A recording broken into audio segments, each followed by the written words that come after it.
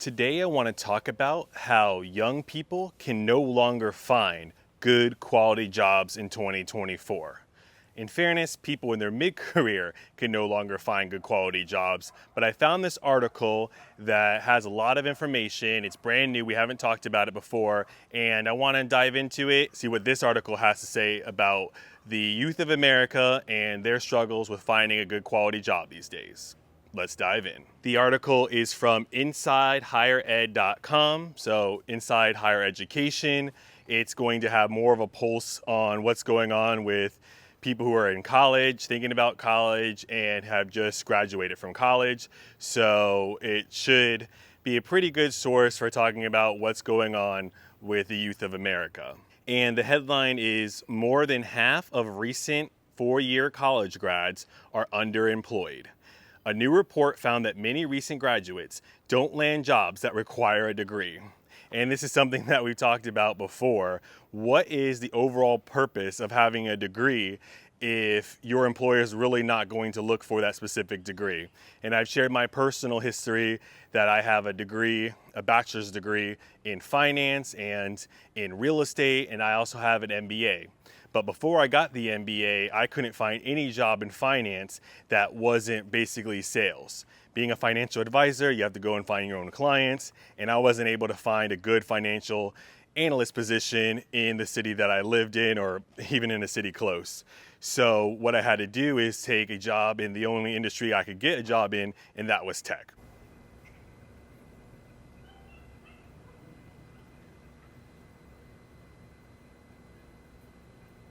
I didn't go into IT because it was fancy and glamorous. I only went into IT because it was the only thing I could really get a job doing. But this article, I guess we're going to talk about how you don't need a degree at all. And from reading some of your guys' comments, you're like, I have a degree in this, but I started my own business. I have a degree in that, but I have more of a trade job now that doesn't use my degree. Something physical like being a barber or something of that nature. So there's all kinds of different reasons why you don't need a degree, or your degree is really not as useful as you would like. But yeah, for someone who's a recent college graduate, you spent all this time and money on this degree, you're going to want to be able to use it. So let's read a little bit more. The article goes on to say that more than half of recent four-year college graduates, 52%, are underemployed a year after they graduate, according to a new report from Strata Institute for the Future of Work and the Burning Glass Institute. A decade after graduation, 45% of them still don't hold a job that requires a four-year degree. Those stark data points were highlighted in a report released today called Talent Disrupted. The report outlines employment outcomes for recent bachelor's degree earners and explores the factors that contribute to the short and long-term underemployment. It drew on federal data sources, job ads, and online resume and career profiles for more than 60 million workers.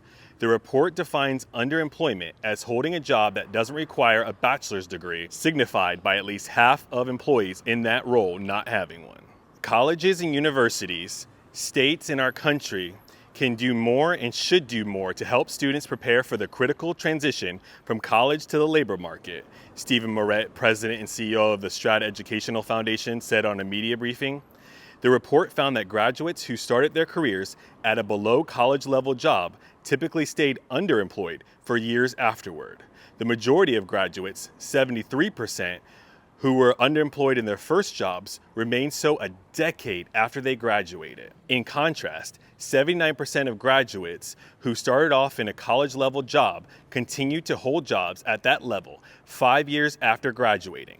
And of the graduates who held college-level jobs 5 years after graduating, 86% of those had college-level jobs a decade out.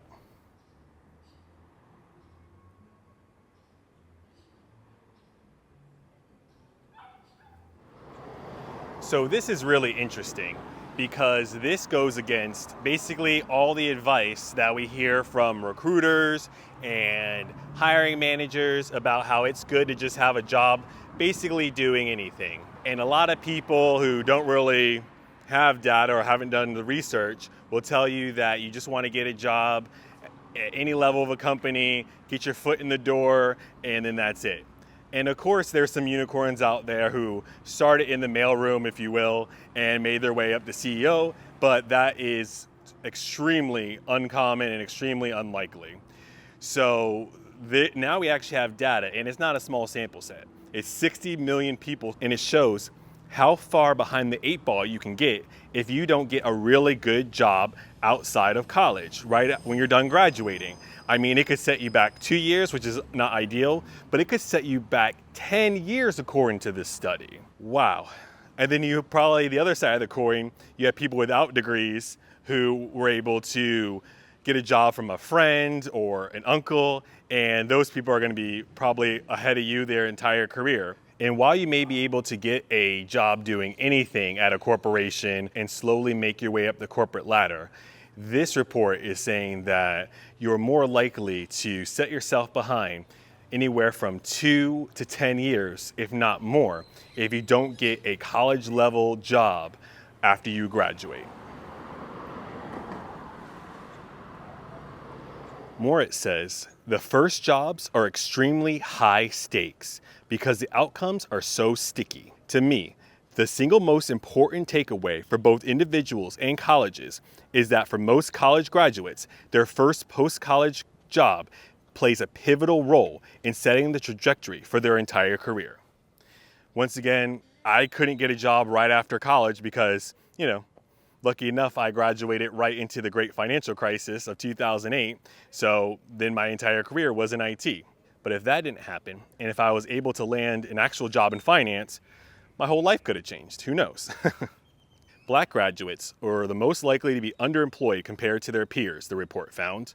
1 year after graduating, 60% of black graduates were underemployed compared to 53% of white graduates, 57% of Hispanic and Latino graduates, and 47% of Hispanic and Latino, and 47% of Asian graduates. The shares of graduates who were underemployed 5 years down the line fell across racial groups, but which groups had higher rates of unemployment remained relatively consistent. The kinds of institutions students attended appeared related to their likelihood of being underemployed. Graduates of more selective institutions that served fewer low-income students were more likely to have college-level jobs.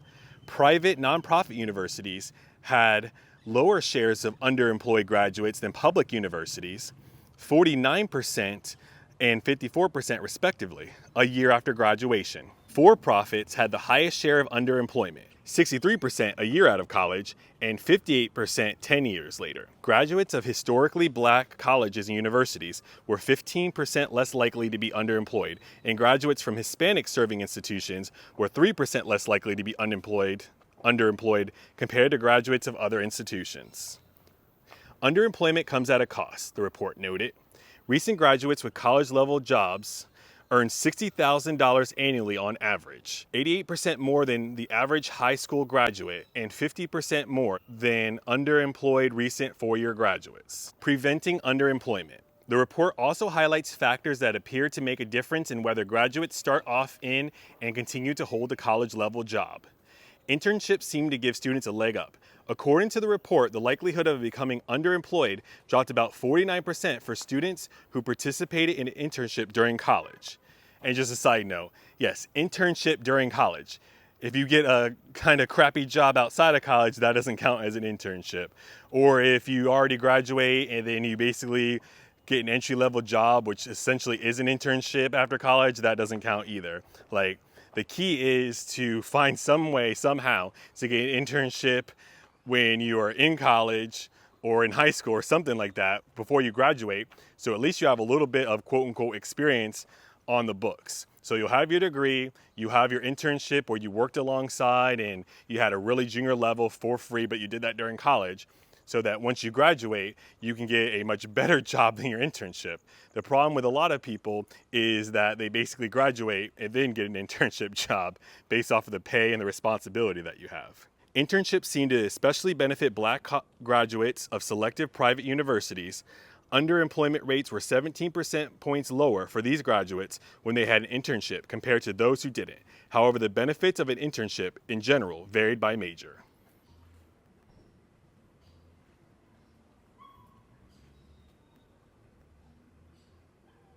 So this article and this report has a lot of good information in it, and I'm just basically scratching the surface to bring this up to you and bring it to your attention. But I will give the information about this article down in the description below, so you can read the full thing if you'd like to. The next section talks about the value of higher ed.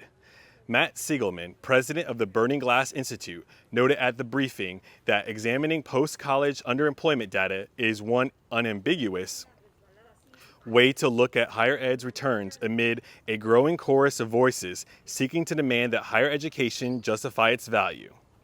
He noted that other metrics, such as earnings data, can be skewed by graduates going into fields they may love but didn't pay well. And that's the kind of things that we talk about. It's not that every single college degree is useless or worthless, but you have to have an actual path. You can't just pick anything that sounds good or quote unquote sounds fun.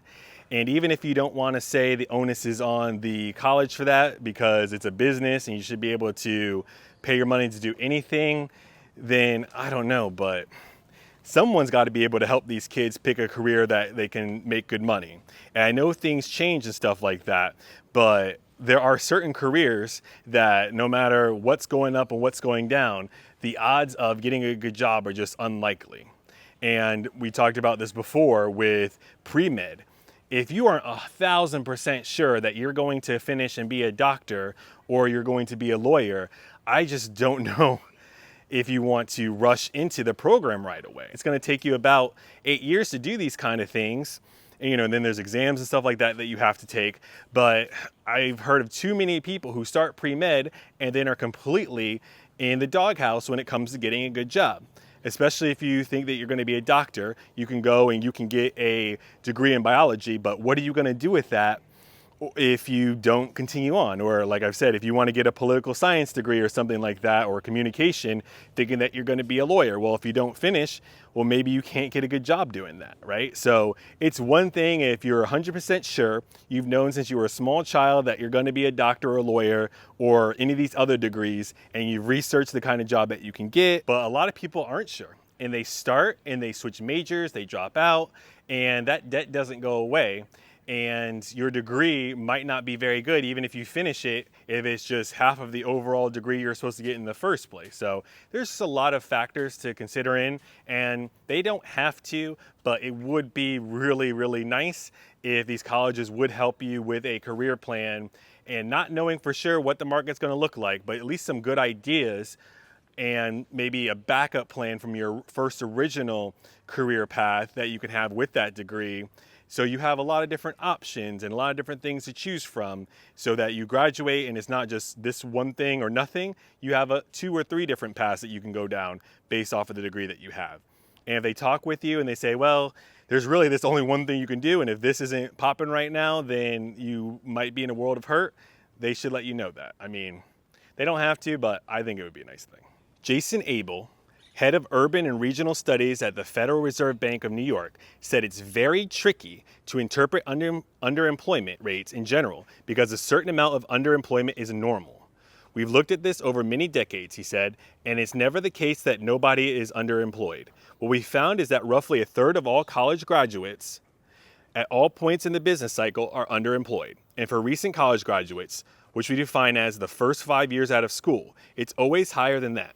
About 43%, with the exception of the technology boom in the late 90s. What should the underemployment rate be? That's not really clear. Rich Dietz, economic research advisor for urban and regional studies at the New York Fed, added that higher education still has financial benefits for graduates who go into below-level college jobs. He says that even people who are underemployed, if you have a college degree, you're probably doing way better than someone who doesn't have a college degree. It's not as if there's no benefit, especially when underemployment might be temporary.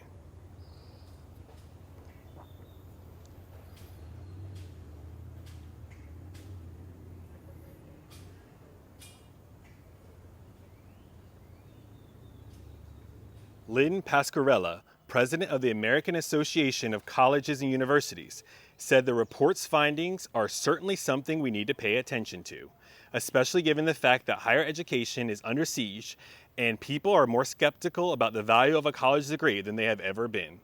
But she emphasized that the worry shouldn't just be whether graduates are in jobs below their education levels that pay less than they could be making, but whether they're in jobs that offer a sense of meaning and purpose. Getting a job is important, she said, but a deeper goal is graduates finding meaningful work, especially at a time when there are skyrocketing mental health issues among college students and graduates. We need to pay attention to helping students find not only a job, but work that's going to be fulfilling and set them up for a trajectory that will allow them to thrive in life. She noted that the report doesn't go into that aspect of the value of higher education. We need to get back to both the public and personal purposes of higher education, educating for democracy and also lifelong learning, adaptability, and flexibility, which are also valued by employers, she said. So I definitely understand the value of someone's mental health. And I know as good as anyone how terrible it is to wake up every day and dread to go into work. Some organizations are all about culture and family and all this crap. But I read the other day on LinkedIn that a culture is not your brand or your perks and benefits. A culture is how your employees feel on a Sunday night. If you wake up on Sunday and you can't even enjoy your last day off before going back to work and you have a case of the Sunday scaries, you're working at a place that is not good for your mental health, and you're working at a place that, no matter what they say, doesn't have a good company culture. While I do understand all of that, being broke and not having money to do anything, not having enough money to have a nice apartment, not having money to eat is also really bad for your mental health. So you at least have to go to college with the attempt to get you a job that should at least have a medium to high demand level, no matter what's going on. You need to have a degree that will get you a few different options for a job, and you need to have a degree that has at least one, if not two or three different paths to success once you graduate. Because now we have even more data that says if you don't get a good college level job right when you're done graduating, it could set you back 2 to 10 years.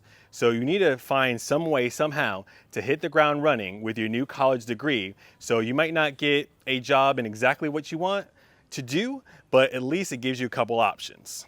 A degree that only allows you to do a certain amount of things might not be smart. If you're passionate and it's good for your mental health to have a degree in sociology or like art or music, yes, that might be good for your mental health, but if you can't find a good job, that's not so good. You might want to get a degree in something that is a little bit more sustainable, a little bit more in demand, that gives you a little bit more flexibility. Now, you can have a business degree and work for a art studio. You can have a degree in education and work for a music college. So there's some degrees that give you more flexibility, but I would recommend for your college degree to get something that you have several options as opposed to one option, because you never know what the job market is going to be like by the time you actually graduate. And now we have the data that says if you don't get a good college level job after you graduate, you might not just be underemployed for a year or two, you might be underemployed for your entire career. Talk to you later.